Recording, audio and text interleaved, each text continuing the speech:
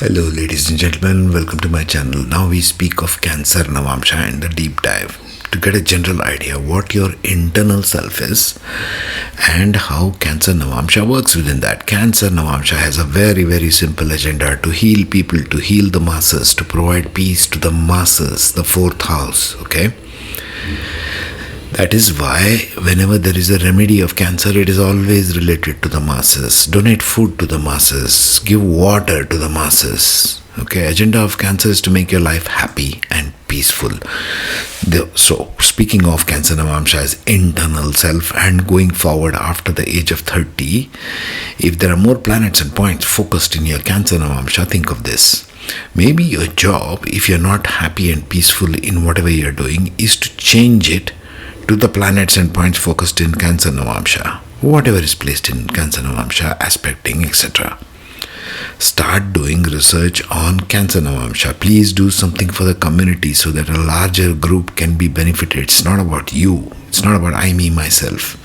In fact, nothing about any Navamsha is about I, me, myself. But never mind.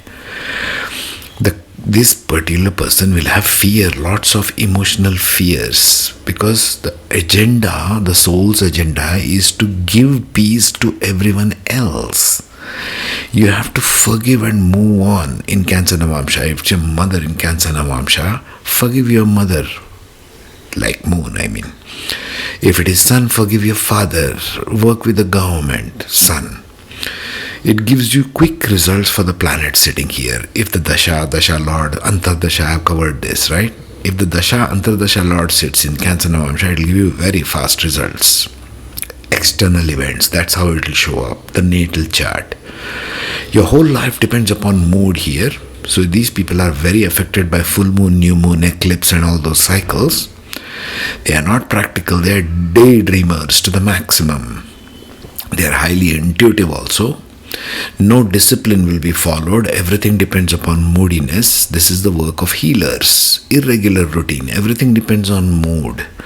Any planet sitting in Cancer Navamsha will have morality issue. Either they'll get tested for it, blamed for it, does not like to follow norms, never get appreciation from anyone, and yet they will keep doing it. This is the karma, folks. You will get lazy due to not putting efforts into that particular planet, whatever it represents. Saturn is here, you'll be lazy at work. Okay? So remember this internal self, how it is playing out. You take care of your internal self, external self or the natal chart will keep showing up in your life as it does for everyone, for you, me, everyone. Saturn, especially in the 10th house, will not be able to have discipline at work. Mercury will be afraid to talk, analyze everything emotionally rather than rationally. Siblings will not work and get blamed for speaking. If Mars is here, your brother might not perform his duties. Brother might be very irregular, cannot dress up properly, may be blamed for actions, does not bother about rules and regulations. See, Mars is of rules and regulations. If you stick this here, it does not follow. Everything is moody. Today I will follow the rule, tomorrow I will not follow the rule. See the fluctuations like the moon. If pushed too much, they will rebel and not do it at all. They need appreciation for their room, for their home decor. Cancer is your room. Rahu here makes emotional manipulation with every interaction. Emotionally cunning with any situation. They get blamed for everything. Ketu here becomes extremely introverted emotionally, highly intuitive. Won't share feelings although very deep and profound. Blamed for being too introverted. Moon here of course makes thoughts, feelings, emotions the central idea of your life. Not very practical, tends to harbor ill thoughts, feelings towards others. See how it can affect your emotional body. Remember, Cancer Navamsha is your emotional body. Please take care of it. Think of how you drink water, simple remedies. Think of how you treat the people around you, local communities. Venus here, spouse will not perform duties. Spouse will be lazy, moody relationships, sometimes up, sometimes down, blamed for extreme moodiness. Jupiter here will not teach or give out knowledge or learn, even if they have it. Moody teacher, blamed for everything. Inconsistency is the hallmark of Cancer Navamsha. Sun means authority figures will be very moody. Your father might be very moody or emotional in nature, get blamed for bad decisions as a leader. Now, these are the general characteristics. Let's listen in for the deep dive. Navamsha, as internal self after 30 years maturity after marriage, the Cancer Navamsha. Before we enter the Cancer Navamsha, let's return again to the essence of Navamsha itself, the internal architecture of your soul. Your D1 chart is the performance. Your D9 is the backstage truth. It holds the emotional, psychological, karmic wiring that emerges only when life strips away your external identity. After your Saturn maturity, after your first major heartbreak or breakthrough, after marriage when someone sees you without the protective shell you present to the world. Cancer Navamsha is the first Amsha where the inner world becomes softer, deeper, more sensitive, more intuitive than anything the outer personality ever reveals. The soul becomes lunar here. Its instinct is not to act or think first, but to feel. And after 30, you begin to experience emotions with a clarity that can shake you. Marriage makes this even more visible because the closeness of another person pulls out the internal tides you've been holding for years. Cancer Navamsha is emotional truth. It is vulnerability. It is nurturing. It is memory. It is longing. It is the need for emotional safety. It is the instinct to withdraw when threatened and to give boundlessly when loved. If Aries Navamsha is the newborn, Taurus is the soil, Gemini is the breath, Cancer Navamsha is the heart.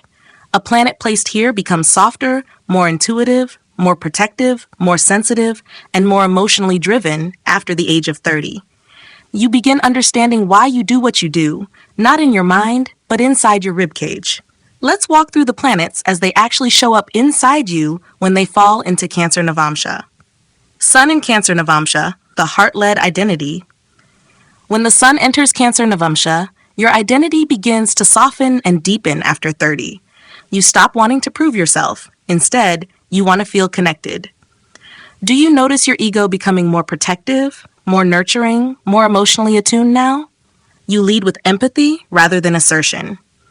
Marriage reveals how deeply you can care when you feel safe, and how quickly you withdraw when you don't. If this Sun sits in the 4th house of the Navamsha, home and emotional roots define your sense of self. In the 10th house, your career becomes tied to service, community, healing, teaching, or emotional leadership. Moon in Cancer Navamsha, emotional truth awakens. Here the moon becomes pure, undiluted, and luminous. After 30, your emotional needs become impossible to ignore. You feel deeply, intuitively, often silently. Do you notice yourself becoming more aware of subtle energies, moods, and the emotional states of others? Marriage becomes a sanctuary or a wound. Nothing in between. You need emotional reciprocity here, not logic. If the moon sits in the 1st house of D9, your internal self becomes sensitive and intuitive, almost psychic. In the 7th house, you seek a spouse who can hold your emotional world gently and consistently. Mars in Cancer Navamsha. The storm beneath the waves, Mars here becomes defensive rather than aggressive. After 30, you may find you don't attack, you protect. And when threatened emotionally, the fire turns inward. Do you notice anger becoming quieter but more intense? Do you find yourself acting when your loved ones are at risk, but withdrawing when you are hurt? If Mars sits in the 3rd house of D9, your communication becomes emotionally charged. You speak passionately when your feelings are involved. In the 8th house, you fight inner battles that nobody knows about, and your transformation becomes emotionally driven. Mercury in Cancer Navamsha. The intuitive mind, Mercury here stops analyzing and starts feeling its way through communication. After 30, your thinking becomes emotionally intelligent. You understand tone more than words, intention more than content. Do you notice that your speech softens? That you speak from your heart more often than your intellect? If Mercury sits in the 2nd house, your voice becomes soothing and emotionally expressive. In the 6th house, you solve problems through understanding human behavior, not through logic alone. Jupiter in Cancer Navamsha. The nurturing wisdom Jupiter becomes exalted in Cancer, and in the Navamsha, this wisdom expresses itself as compassion. After 30, you become the counselor, the guide, the healer in your circle. Do you feel your desire to protect, teach, or uplift others deepening? You begin valuing emotional truth over intellectual debate. If Jupiter sits in the fifth house, you become a deeply nurturing parent, teacher, or creator. In the ninth, your spirituality becomes devotional, heart-centered, and gentle, a path of emotional faith. Venus in Cancer Navamsha. The softest heart in love, Venus here desires emotional intimacy above everything else. After 30, you want depth, safety, consistency. Do you crave emotional resonance more than physical attraction now? Do you long for a partner who understands your moods and rhythms? Love becomes tender, nostalgic, intuitive. If Venus sits in the seventh house, your marriage becomes emotionally rich, protective, and deeply bonded. In the fourth house, you create a home that feels like a sanctuary of love. Saturn in Cancer Navamsha. Emotional discipline. Saturn here creates a cautious emotional body. After 30, you open slowly, carefully, deliberately. Do you notice your heart softening, but also becoming more guarded? You refuse immature emotional behavior, but you offer loyalty when trust is established. If Saturn sits in the sixth house, you set strong emotional boundaries and become stable during others' chaos. In the 10th, your career takes on a nurturing leadership role, caregiving, social work, emotional labor, or responsibility toward community. Rahu in Cancer, Navamsha. Hunger for emotional fulfillment. Rahu here develops a deep craving for emotional connection after 30. You want to be understood. You want to be loved deeply. You want emotional experiences that feel larger than life. Do you notice yourself drawn to intense emotional bonds? To family systems, healing, memory work, intimacy? If Rahu sits in the first house, your identity becomes shaped by emotional narratives and reinvention.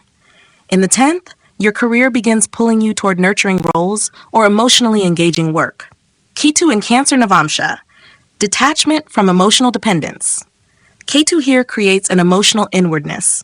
After 30, you begin seeking emotional independence. You feel deeply, but you do not want to rely on others to stabilize you. Do you notice that you withdraw into your shell often? That emotional self-sufficiency feels safer than vulnerability? If Ketu sits in the fifth house, your creativity becomes subtle and internal, drawn from emotional depth. In the eighth, you possess a profound ability to hold emotional pain silently and transform through introspection. Cancer Navamsha asks you the most intimate question of all after Saturn matures your soul. Are you willing to feel? Are you willing to listen to your emotional truth? Are you willing to let your heart guide you without fear? Because once you say yes, your internal self begins to heal, soften, expand, and finally feel safe in its own tenderness. I'll see you in the next Navamsha. Meanwhile, you take very good care of yourself today.